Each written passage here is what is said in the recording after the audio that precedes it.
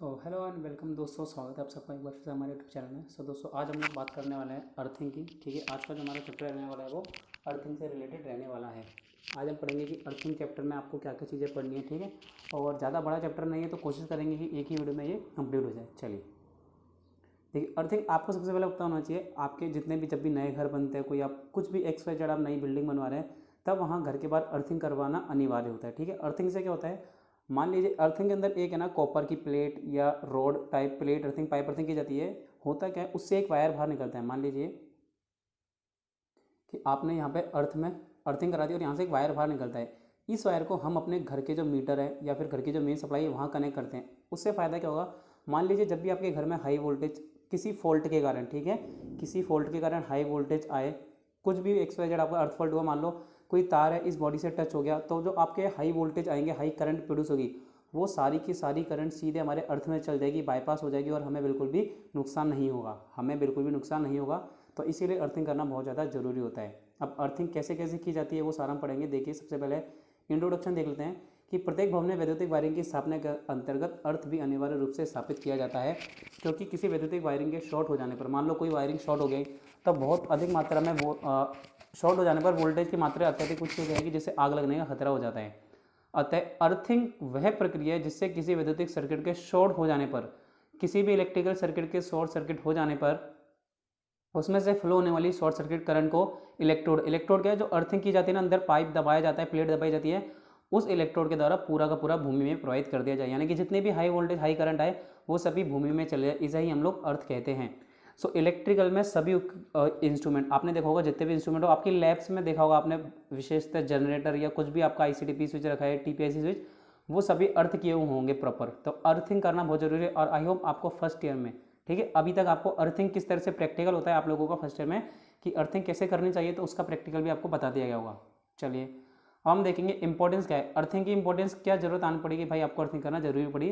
तो अर्थिंग मुख्य रूप से मनुष्य एवं जानवरों को, चाहे वो इंसान हो चाहे वो जानवर हो, उन सभी को इलेक्ट्रिकल फॉल्ट से बचाने के लिए, इलेक्ट्रिकल करंट से बचाने के लिए, इस आघात को न्यूनतम करने का एक उपाय क्या है, इलेक्ट्रिकल अर्थिंग। वैद्युतिक वायरिंग करते समय एक धातु भाग को उचित प्रकार से अर्थ करने का कारण अर्थ लीकेज करंट के निम्न, यानी कि अपन अब अर्थिंग करके फायदा क्या है। अर्थिंग देखिए आपको क्या पता है, करंट आपको देखिए करंट कहाँ फील होती है, लीस्ट रेजिस्टेंस पाथ। तो अर्थिंग का रेजिस्टेंस हम बिल्कुल कम रखते हैं, इसके लिए हम उसमें नमक और पानी लगातार डालते रहते हैं, जिससे कि अर्थिंग का रेजिस्टेंस एकदम कम हो जाए अर्थ का, और जितनी भी लीकेज करंट हो वो सभी निम्न रेजिस्टेंस पाथ को फॉलो करते हुए जमीन में चली जाए। वैद्युतिक अर्थ की अनुपस्थिति में मनुष्य अथवा जानवर इस धातु पर स्पर्श कर कर प्राण, मान लो कोई बॉडी है, हम ये देखते हैं कि कोई मेरा इंस्ट्रूमेंट है, उसके अंदर मैंने क्या वाइंडिंग की हुई है और वो वाइंडिंग पूरा इंसुलेटेड है। मान लो यहाँ से कहीं से वाइंडिंग छिल गई और ये वायर और बॉडी आपस में टच हो गए। जैसे ही टच होंगे तो करंट इस पूरी बॉडी में आने लगेगी। अब जैसे ही कोई इंसान, कोई व्यक्ति आए, मान लो मैं हूँ या कोई डॉग है मेरे घर में, उसने अगर इस बॉडी को टच करेगा तो उसे इलेक्ट्रिकल शॉक लगेगा और उसकी जान को भी खतरा हो सकता है। लेकिन यहीं पे अगर इस डिवाइस को मैंने अर्थ किया हुआ है तो जितनी भी एक्स्ट्रा करंट है ना, ये सारी अर्थ में पास हो जाएगी, और अगर मैं इसे टच भी करूंगा तो मुझे किसी तरह से करंट नहीं लगेगा। क्योंकि यहाँ पे देखिए, यहाँ पे जो इसे रास्ता दिया है, इसका रास्ता एकदम लो रेजिस्टेंस है, यानी कि यहाँ जीरो रेजिस्टेंस है। जीरो रेजिस्टेंस है, इसलिए सारी करंट यहाँ से फ्लो होगी, और मैं खड़ा हूँ तो मेरा कुछ ना कुछ रेजिस्टेंस होगा, तो वो करंट मेरे में से ना के सारा का सारा इसमें से चली जाएगी। अब यार देखो, आप अगर अपन देखें कि पानी का एक पाइप है, पानी का एक बड़ा पाइप है, अब मैंने तो एक यहाँ पे एकदम छोटा सा पाइप दिया, सकड़ा सा, और एक चौड़ा पाइप दिया, तो पानी सारा यहाँ से जाएगा, यहाँ से इसको रास्ता ही नहीं है, बिल्कुल एकदम सकड़ा रास्ता है, तो यहाँ से करंट फ्लो नहीं होगी। चलिए, यदि उपकरण को अर्थ किया हुआ जाएगा तो करंट सिग्नल से पृथ्वी में चली जाएगी और इलेक्ट्रिकल लाइन ओवरलोड हो जाएगी, जिससे उपकरण में अत्यधिक करंट प्रवाहित होगी और एमसीबी ट्रिप हो जाएगी और फ्यूज उड़ जाएगा, कुछ भी हो जाएगा, हमें नुकसान नहीं होगा। इस प्रकार अर्थ द्वारा मनुष्य के जीवन की रक्षा की जा सकती है तथा किसी भी प्रकार की अनावश्यक हानि व क्षति से बचाव किया जा सकता है। अब अर्थिंग के महत्व को निम्न उदाहरण की सहायता से भी अपन समझेंगे कि कौन कौन से उदाहरण हैं।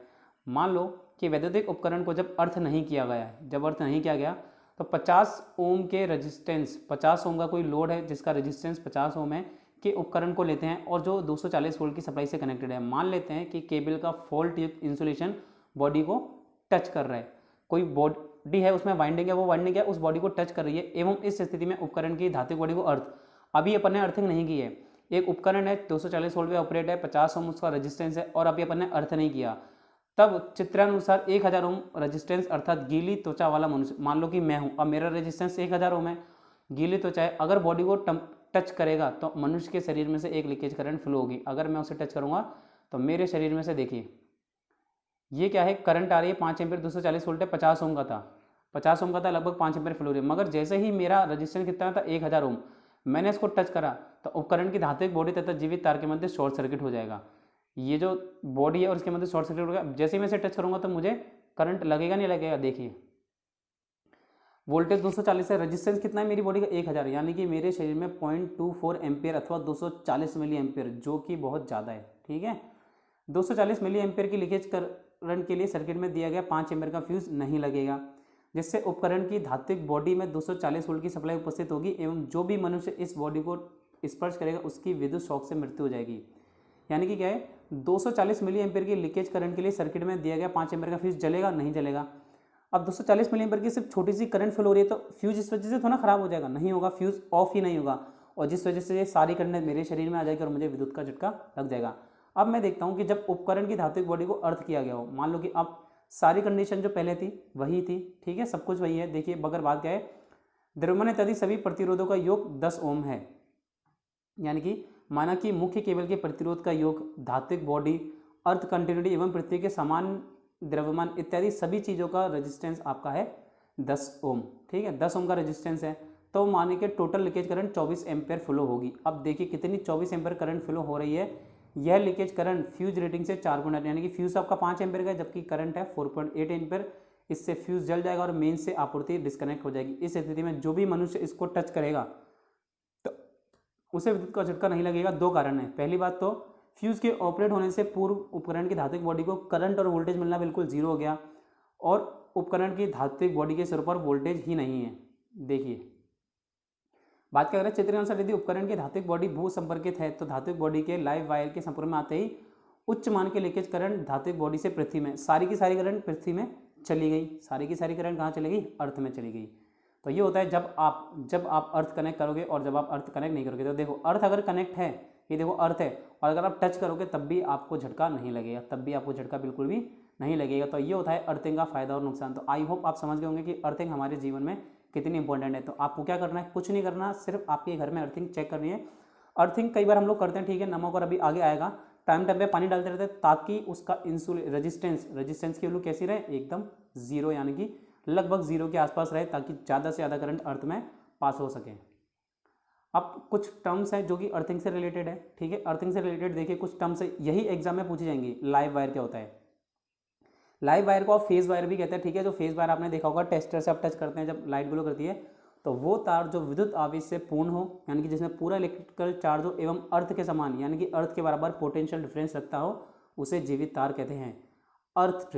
ठीक है, अर्थ वायर क्या होता है, अर्थ यानी कि अर्थ न्यूट्रल को अर्थ से कनेक्ट किए जाने वाले पॉइंट को भूसंपर्कित, यानी जो न्यूट्रल पॉइंट है जिसे हम अर्थ से कनेक्ट करते हैं उसे ही भूसंपर्कित कहा जाता है।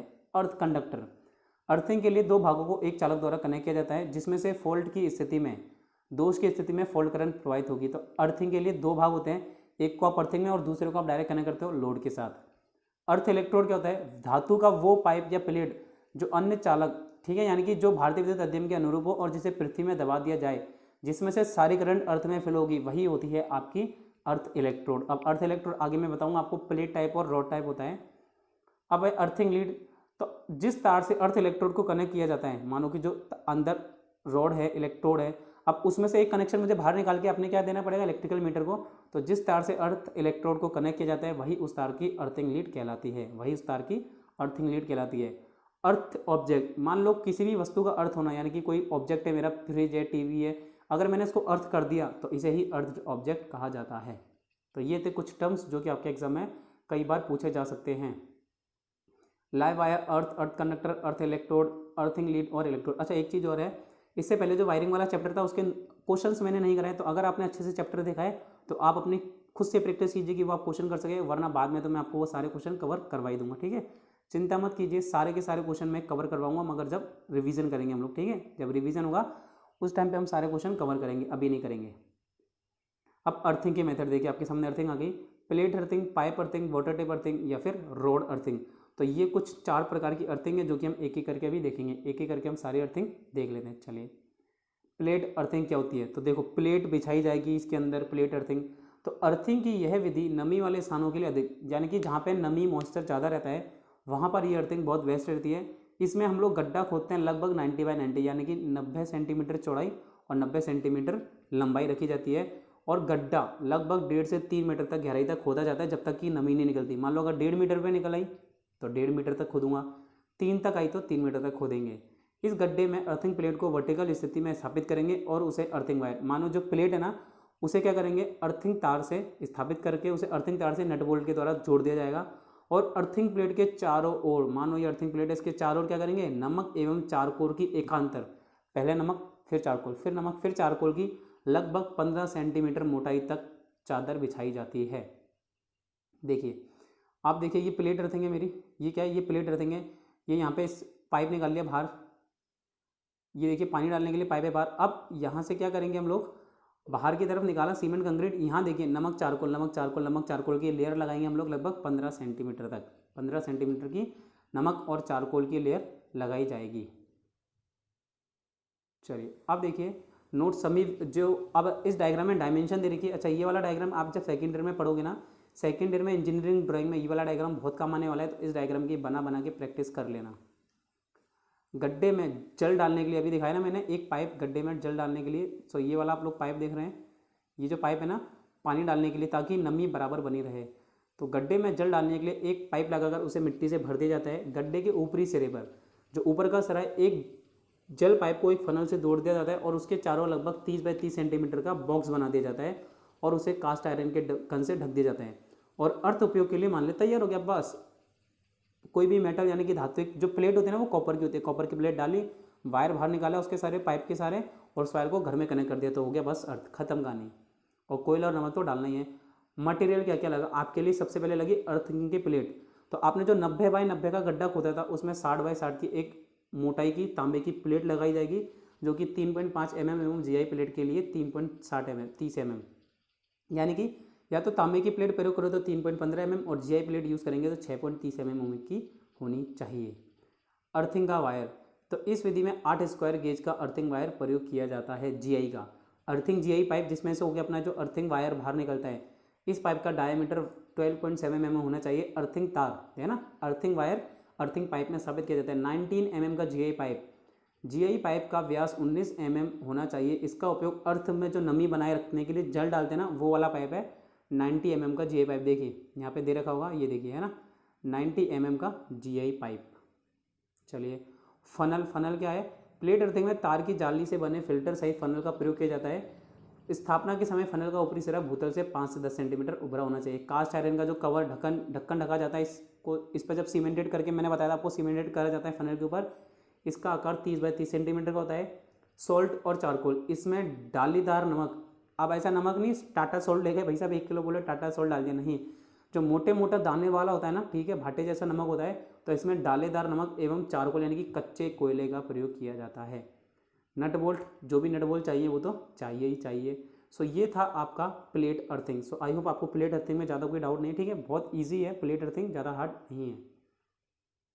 अब बात करेंगे पाइप अर्थिंग के बारे में। तो पाइप अर्थिंग एक्चुअली में होती क्या है, तो देखिए अर्थिंग की ये विधि समान सभी प्रकार के स्थानों पर, अभी हमने बात की थी प्लेट अर्थिंग, प्लेट अर्थिंग कहाँ इस्तेमाल की जाती थी, नमी वाले स्थानों पे, लेकिन ये जो पाइप अर्थिंग है, ये अर्थिंग सभी स्थानों पे प्रयोग की जा सकती है। इसमें हम लोग लगभग 30 बाय 30, अब वहाँ पे तो 90 बाय 90 का गड्ढा खोदा था, क्यों, क्योंकि वहाँ प्लेट अर्थिंग थी इतनी चौड़ी, ये पाइप अर्थिंग है, इतना छोटा सा पाइप लगाएंगे अंदर, इसीलिए यहाँ 30 बाय 30 सेंटीमीटर का गड्ढा लगभग 2.5 से 4 मीटर की गहराई पर खोदा जाता है।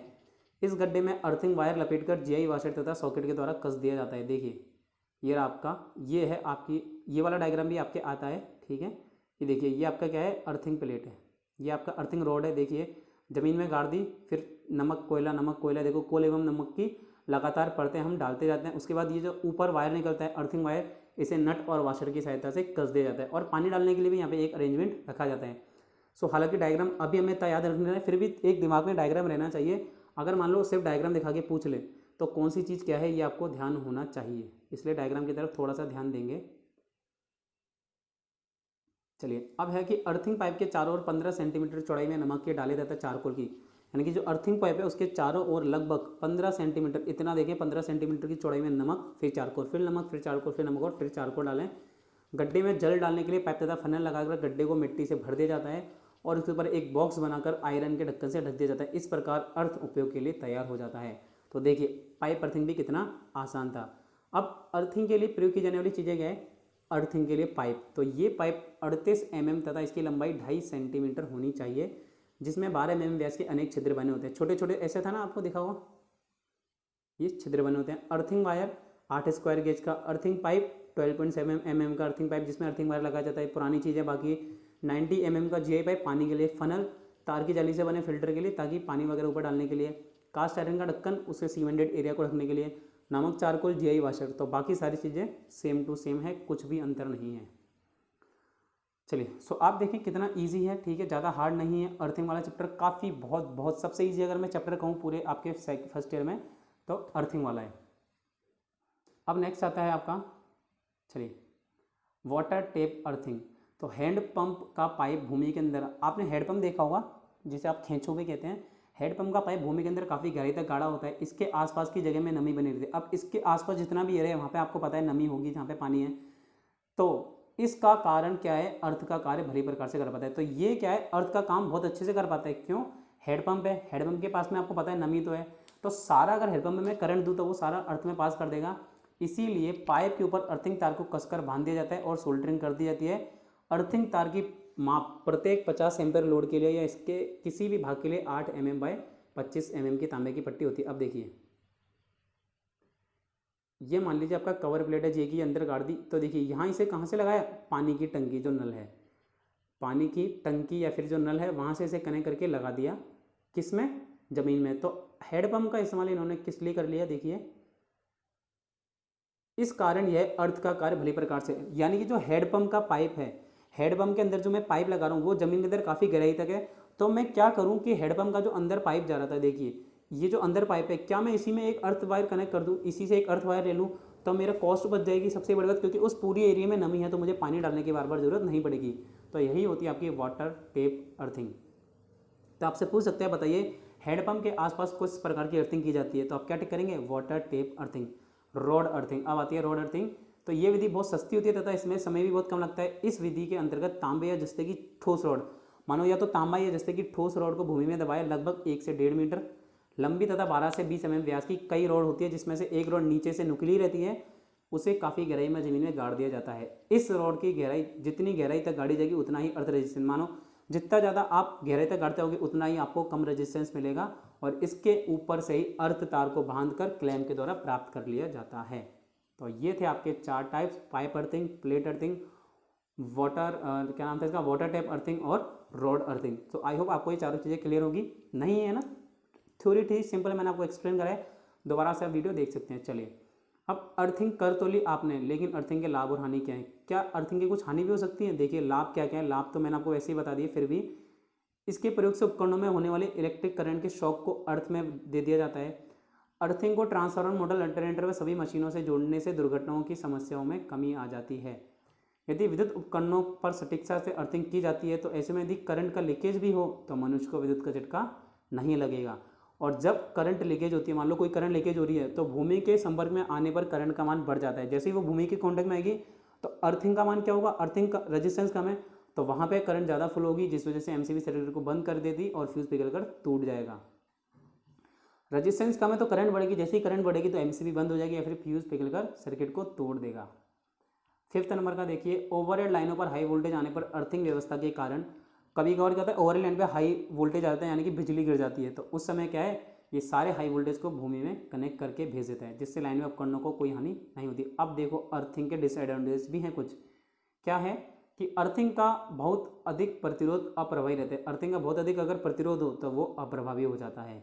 अर्थिंग वायर कहीं से टूट जाए या उसका भाग जमीन में कोई संपर्क नहीं हो पाया तो ऐसी स्थिति में करंट टूटे हुए तार में प्रवाहित हो जाएगी और दुर्घटना घट सकती है। तो ये कुछ नियम है कि यार ज़मीन में क्या पता कब कौन सी चीज़ टूट जाए, इसीलिए अर्थिंग के ये जो हैं कुछ डिसएडवांटेज देखे जाते हैं। चलिए अब देखिए अर्थिंग के संबंधित कुछ इंपॉर्टेंट नियम है, और यही नियम आपसे बाकी चीज़ें कुछ नहीं पूछेगा एग्जाम में, सिर्फ यही पूछेगा। देखिए अर्थिंग के संबंध में सर्वप्रथम 1956 में कुछ नियम पारित किए गए, जिनका समय समय पर संशोधन होता गया। तो नियम नंबर 32 से लेकर 90 तक जो हैं ये IEEE यानी कि भारतीय इलेक्ट्रिकल जो नियम है, भारतीय विद्युत नियम विद्युत प्रणाली एवं अर्थिंग उपकरणों की सुरक्षा के लिए मुख्य रूप से प्रभावी हैं। तो कुछ नियम है, एक एक करके देखेंगे। सबसे पहला है रूल नंबर 32। ये क्या कहता है, अर्थिंग और न्यूट्रल चालकों के भू संपर्कन तथा स्विचों की स्थिति में उनके कटआउट की पहचान करें कि अर्थिंग और न्यूट्रल चालकों का भू संपर्कन कहाँ है, उनके स्विच की स्थिति कैसे और कटआउट की पहचान करनी है। ये नियम वहाँ लागू होता है जहाँ दो तार प्रणाली का भू संपर्कित चालक है अथवा सिंगल पॉलीवायर का अर्थिंग उदासीन चालक हो, वहाँ पे ये प्रणाली प्रयोग की जाएगी। अगला है रूल नंबर 51। तो मध्यम उच्च या अति उच्च वोल्टेज स्थापन हेतु प्रभावी प्रदान, यानी कि मान लो आप मीडियम हाई या एक्स्ट्रा हाई वोल्टेज के लिए जब काम में लेना है तो हम रूल नंबर 51 के अकॉर्डिंग क्या करेंगे, सभी प्रकार के धात्विक कार्यों जो कि संस्थापन से संबंधित हैं उन्हें चालक के भांति कार्य करने के लिए डिजाइन किया जाता है। ठीक है, जितने भी मेटल है वो सारे क्या चालक की तरह कार्य करेंगे। इसीलिए यदि निरीक्षक आवश्यक समझे तो इन सभी जितने भी धातु के हिस्से हैं इन सभी को अर्थ करना आवश्यक है। कहाँ, जहाँ मीडियम हाई और एक्स्ट्रा हाई वोल्टेज है वहाँ जितने भी धातु के हिस्से हैं उन सभी को अर्थ किया जाना आवश्यक है। ये कहता है आपका नियम 51। तो आपसे एग्जाम में क्या पूछेगा, बताइए वो कौन सा नियम है जो धातु के सभी भागों को, किसी संस्था में कार्य करने वाले धातु के सभी भागों को अर्थ करने के लिए कहता है, नियम 51। नियम 62 क्या कहता है, देखिए काफ़ी सारी बातें कहता है 61। ये नियम 125 वोल्ट से अधिक, यानी कि मान लो 125 वोल्ट से जितना भी अधिक वोल्टेज है उसके लिए अप्लाई होता है। क्या, प्रत्येक विद्युत उत्पादन या विद्युत स्टेशन पर कम से कम दो अर्थ, कम से कम मिनिमम दो अर्थ स्थापित किए जाएं अलग अलग जगह पे।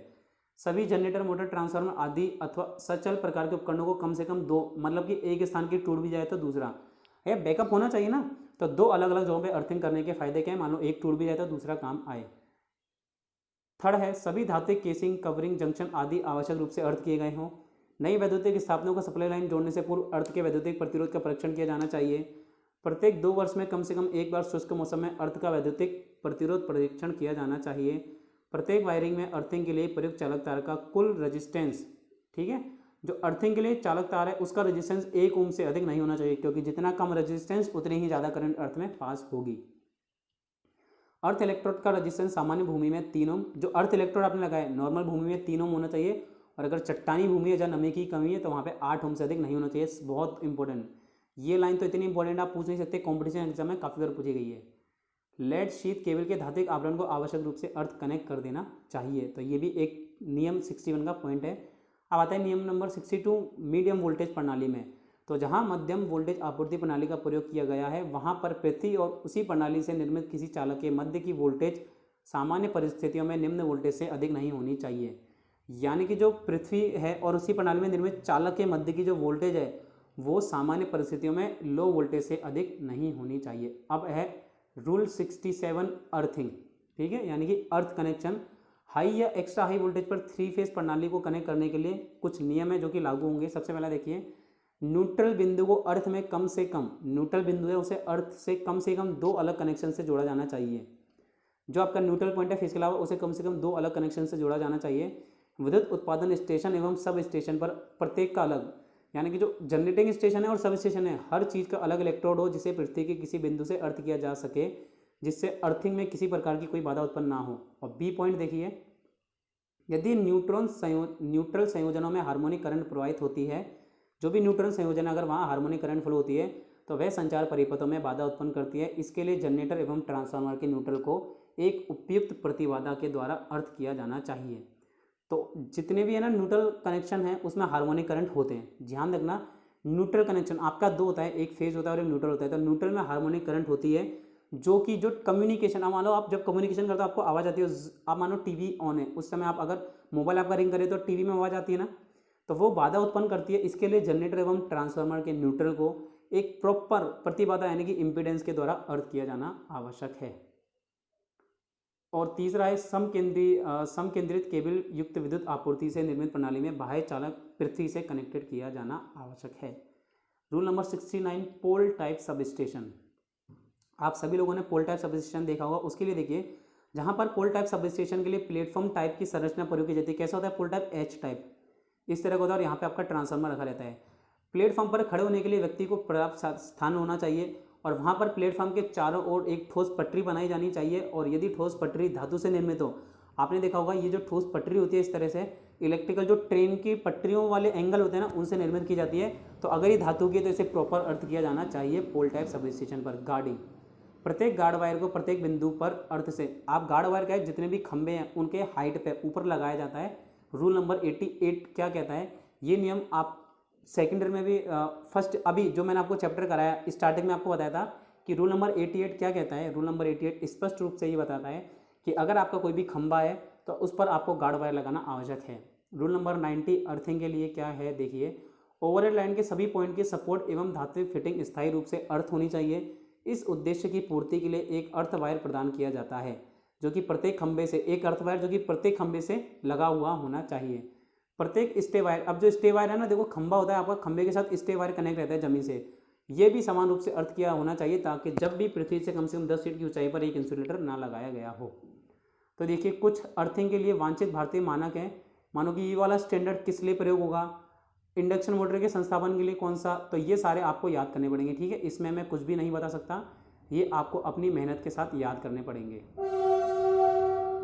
अब आइए earthing specification according to IS 30341196 यानी कि IS 3034/1966 के अकॉर्डिंग कुछ ISI की स्पेसिफिकेशन है अर्थिंग के लिए। देखिए अर्थिंग हेतु प्लेट, जो अर्थिंग की प्लेट, अगर मैं प्लेट टाइप अर्थिंग कर रहा हूँ तो वो 60 बाय 60 mm इंटू 6.3 mm मोटी GI की, और अगर तांबे की बात करता हूँ तो 60 इंटू 60 mm की और 3.188 mm की मोटाई होनी चाहिए। अर्थिंग वायर को सुरक्षित रखने के लिए भूमि तल से 30 सेंटीमीटर से नीचे तथा 12.5 mm व्यास का GI पाइप, जो कि अर्थिंग वायर उस GI पाइप में डाला जाएगा। भवन से अर्थिंग दूर कोने में, अगर जो आपका घर है वहाँ से लगभग 1.5 मीटर की दूरी पर अर्थिंग हो। घरेलू वायरिंग अपन कर रहे हैं पावर अर्थिंग में, अर्थ वायर का रेजिस्टेंस 1 ओम से अधिक नहीं होना चाहिए। पावर स्टेशन पर रेजिस्टेंस 0.1 से 1 ओम के बीच होना चाहिए, इससे अधिक नहीं होना चाहिए। छठा पॉइंट है पाइप के अर्थ इलेक्ट्रोड पर पेंट, जो पाइप का अर्थ इलेक्ट्रोड है उस पर पेंट किया हुआ नहीं होना चाहिए।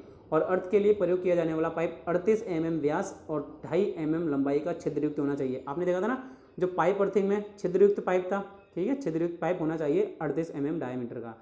अर्थ वायर व अर्थ इलेक्ट्रोड एक ही धातु, जो अर्थ वायर हो और वो अर्थ इलेक्ट्रोड दोनों एक ही धातु यानी कि तांबे के होने चाहिए।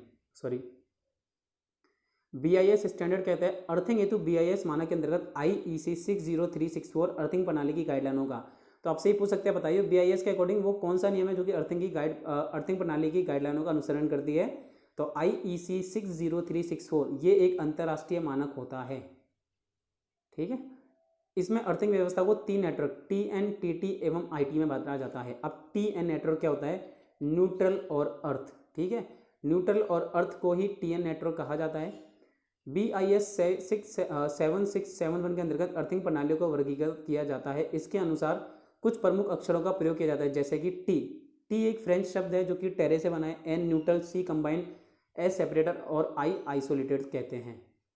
इस नेटवर्क में प्राय 3 फेज प्रणाली को स्टार पॉइंट में कनेक्ट किया जाता है। ये जो नेटवर्क है इसमें 3 फेज प्रणाली को स्टार पॉइंट में कनेक्ट किया जाता है। और इस अर्थिंग प्रणाली में, ये जो आपकी पूरी अर्थिंग प्रणाली है, इसमें जनरेटर या ट्रांसफार्मर के एक पॉइंट को अर्थ से कनेक्ट किया जाता है और वैद्युतिक युक्ति की बॉडी को अर्थ से, यानी कि जो भी आपका जनरेटर ट्रांसफार्मर कनेक्ट कर रहे हो उसे अर्थ से पॉइंट करना जरूरी है। और जो विद्युत डिवाइस है, वैद्युतिक युक्ति को भी की बॉडी को भी अर्थ से कनेक्ट करना आवश्यक होता है। तो ये जो प्रणाली है ना TNNT, इसमें आपको सिर्फ इतनी ध्यान रखनी नाम क्या है। अब TT network earth to earth, TN था अर्थ टू न्यूट्रल और T होता है अर्थ टू अर्थ। अब देखिए अर्थ टू अर्थ क्या होता है। TT अर्थिंग प्रणाली में उपभोक्ता के प्रोटेक्टिंग अर्थ को, ये जो आपका प्रोटेक्टिव अर्थ है, इस कनेक्शन को लोकल संयोजन द्वारा अर्थ उपलब्ध होता है। मानो कि एक अर्थिंग आपने प्रोवाइड करी, मगर इस अर्थिंग को भी एक लोकल अर्थिंग के द्वारा कनेक्शन दिया जाएगा। यह जनरेटर में किसी भी प्रकार के अर्थिंग से मुक्त होता है। इस नेटवर्क का मुख्य लाभ क्या है, यह भू संपर्कित उपकरण से न्यूट्रल तार के माध्यम से आने वाले उच्च व निम्न आवृत्ति शोर को रोकता है। इस नेटवर्क में ब्रोकन न्यूट्रल का कोई खतरा नहीं होगा और इसके अतिरिक्त टेली कम्युनिकेशन साइड पर भी किसी तरह से इंटरफेरेंस नहीं मिलता। तो ज़्यादातर हम TT नेटवर्क को प्राथमिकता देते हैं। ये देखिए एक अर्थिंग ये रही और एक दूसरी अर्थिंग ये रही, देखा। तो इस तरह से TT अर्थिंग। IT अर्थिंग है आइसोलेटेड अर्थ। आइसोलेटेड अर्थ देखिए इस नेटवर्क में वैद्युतिक प्रणाली के अर्थ से किसी भी प्रकार का, जो वैद्युतिक प्रणाली का अर्थ है उससे किसी भी प्रकार का कनेक्शन नहीं होता है। इसका केवल हाई इम्पीडेंस संयोजन होता है और इस प्रकार की प्रणाली में प्रतिबाधा को मॉनिटर करने तो एक मॉनिटरिंग युक्ति का प्रयोग किया जाता है। देखिए आप ये कनेक्शन देखिए और ये वाला कनेक्शन देखिए, ऊपर क्या अंतर दिख रहा है आपको। देखिए यहाँ पे एक ही अर्थिंग थी, दूसरे वाले पॉइंट में सेम टू सेम। देखिए IT और TT नेटवर्क में क्या अंतर है, IT और TT नेटवर्क में क्या आपको कोई अंतर दिख रहा है, बिल्कुल न्यूट्रल वायर का अंतर है। ठीक है, यहाँ न्यूट्रल वायर का बहुत बड़ा अंतर है।